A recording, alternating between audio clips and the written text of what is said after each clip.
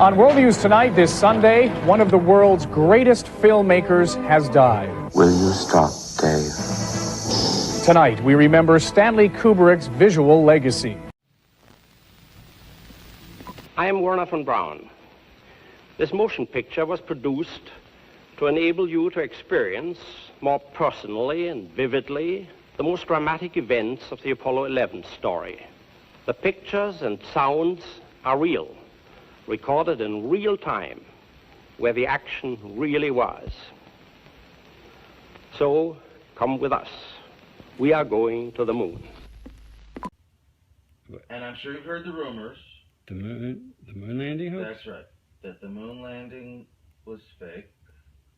The moon landings all were fake.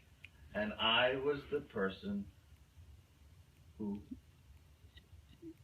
filmed it. You're serious, and okay. I'm serious. I'm dead serious. Because I only have this certain amount of time with you, and I'll talk about whatever you want. You know, this isn't some type of joke or no, it's not film within a film thing. It's not a joke. Nope. Okay. The conspiracy theorists were right on this occasion. Why? I don't know about Paul McCartney's death, but this they were right about. Okay. Why in God's name I don't know what to ask you first. Why the hell, if you're telling the truth, why would you do it? Why are you telling me? I mean, what the... Don't you think it's important for people to know the truth?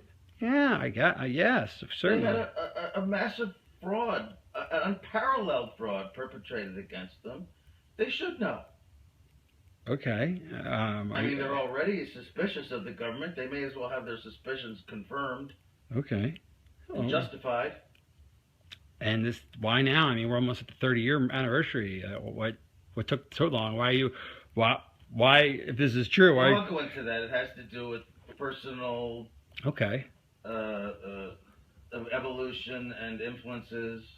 And, well, I'll go into that. Is that why you look a little haggard right now? Because you look a little worn. No offense. Well, also, yeah, because I haven't been taking care of myself too well. I've been drinking a lot, but. Is that because of the stress of this? Of course, stress, guilt, just conflict of all kinds.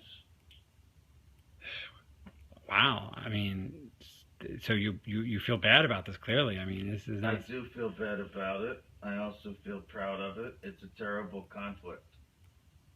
Because you've pulled off one of the greatest hoaxes ever because of your... And because I made a film, if you want to call it a film, which I consider to be my masterpiece. And you can't take credit or even talk about it as I'm you are now. I'm hereby taking credit for right, but you can't actually go out. You're doing when people see this, you'll be dead. Until 10 years. Right, or 15, yeah. After my death. So you can't talk to Roger Ebert about it. You know, does that frustrate you?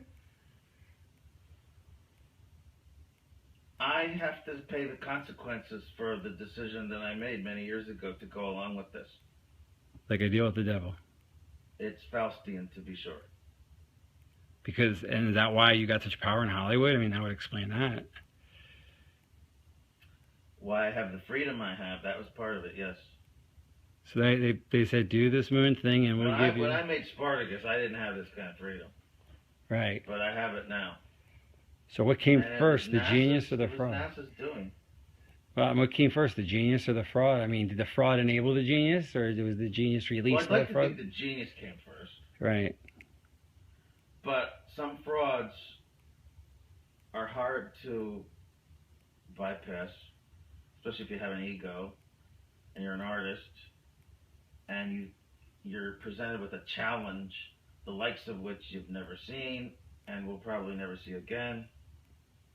You don't even think of the morality of it. You're just completely swept away by the flattery of it and the juices inside you, which make you want to do it as the artist you are innately.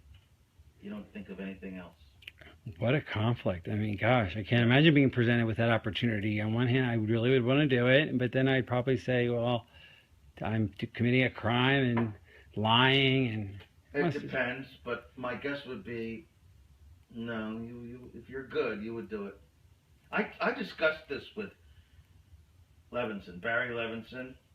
Right. I discussed it with... Oh, he made Wag the Dog, right? Yeah. Yes.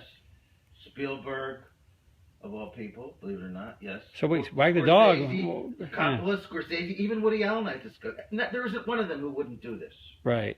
And did that... So Barry Levinson must have been influenced by this whole... He must have known, so that's... Wag the Dog is about this whole idea.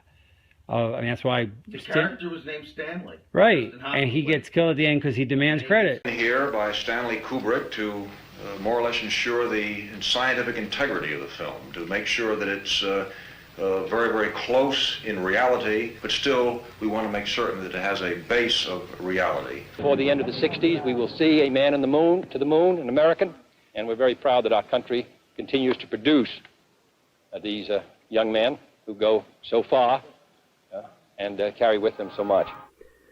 To put people on the moon and with enough fuel to enable them to return safely home to Earth requires a still larger and more powerful rocket, however. NASA, the National